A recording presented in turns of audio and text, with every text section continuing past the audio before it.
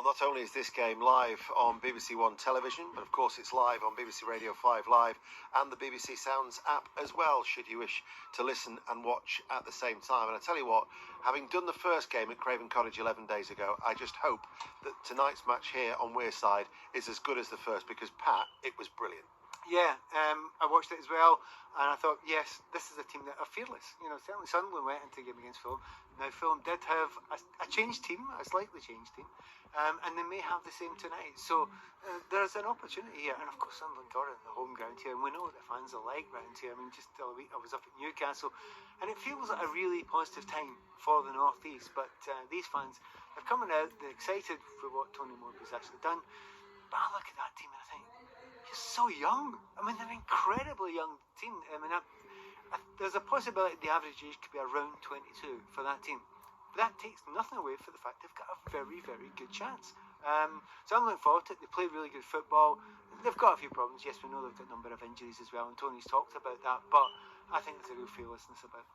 Yeah, they're a young and exciting side, and as you say, the youngest average team actually in the Championship.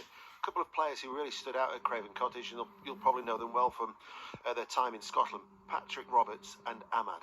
Well, Patrick Roberts was first originally Manchester City, and he had a period of time at Celtic, and it was really strange when he came in at first. You thought he's going to be, you know, I'm going to say world beer, Scotland beer.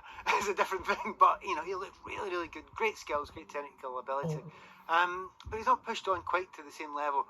But I think he's coming into his own at a club where it's suited to him, and he's actually the older man of the team now. Only I think he's 25, something like that just now.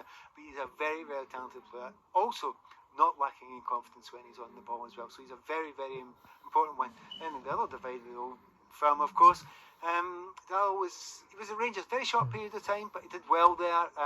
But Rangers were doing a lot of changes at that point in time. So yeah, he had a good period of time there. I think he'll be another one who'll be fearless, because I mean, if you play at Ibrox and some of the European games he played in, that fearlessness is there. And I think again that's what Tony Mowbray has added to this team.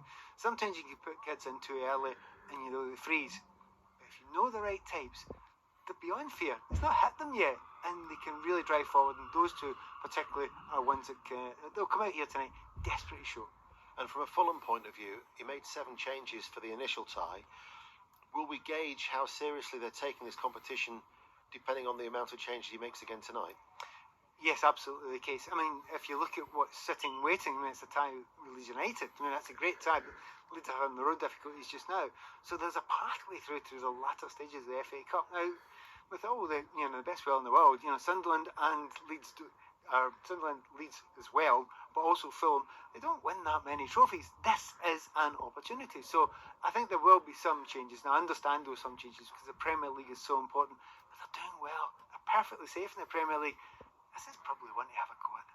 Pat Nevin, thank you very much. Hope you can join us. All the build-up and commentary from 7:45 on BBC Radio 5 Live.